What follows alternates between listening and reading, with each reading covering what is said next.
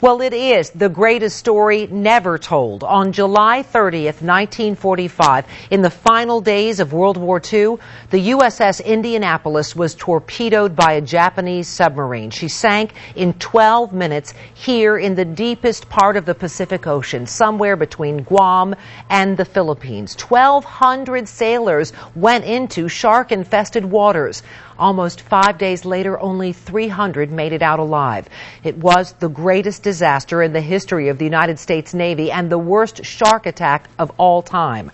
Primetime's Jeff Atkinson is joining me now. And Jeff, this is a remarkable story, but it's so seldom told. In fact, Maureen, the sinking itself was kept secret from the world for more than 2 weeks until Japan surrendered. And yet the Indianapolis played a crucial part in bringing about the surrender, ending World War II.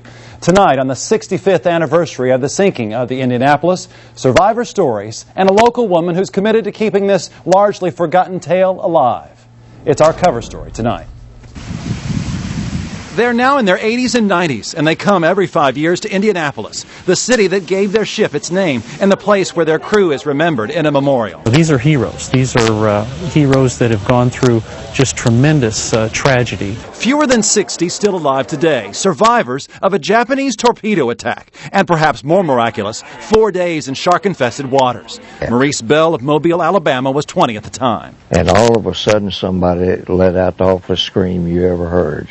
And I've turned and looked just in time to see him go straight down. July 1945, the Portland-class heavy cruiser had just delivered components for the atomic bomb, later would be dropped on Hiroshima. They were headed home when it was torpedoed by a Japanese submarine. Of the nearly 1,200 on board, 300 were killed instantly. 900 survived. 5 days later, when rescued, just 320 were still living. More killed by sharks and dehydration than the Japanese. The fact that those heroes and brave sailors lost their lives for me and you. 30 years ago, Mary Brady of Salisbury discovered a book in the library about the Indianapolis, and its rich story gripped her. She began writing the few survivors, the ones who lived in North Carolina, with one goal in mind, just to say thank you. It just had their rank in their hometown. And yet those letters were delivered. Yeah, how about that? She's since misplaced the letters, but this voracious reader smiles when she thinks about the family she's encouraged and the material she's told them about where their loved one is mentioned. Sometimes the wives wrote me, or the children, because maybe their father had passed on.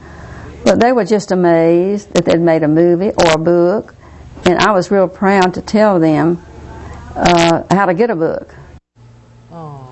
Mary Brady takes great pride in helping keep the memory of the Indianapolis alive. It was almost by accident, though, that she got involved. While working as a librarian at Granite Quarry Elementary School in Rowan County, she was searching for stories to find to get little boys to read. They, like all of us, once we hear about it, get fascinated with the story of the Indianapolis. Incredible that they were out there in those waters. Thank you for sharing that story, and thanks to our producer, Zach Smith, for making sure we got that out there tonight.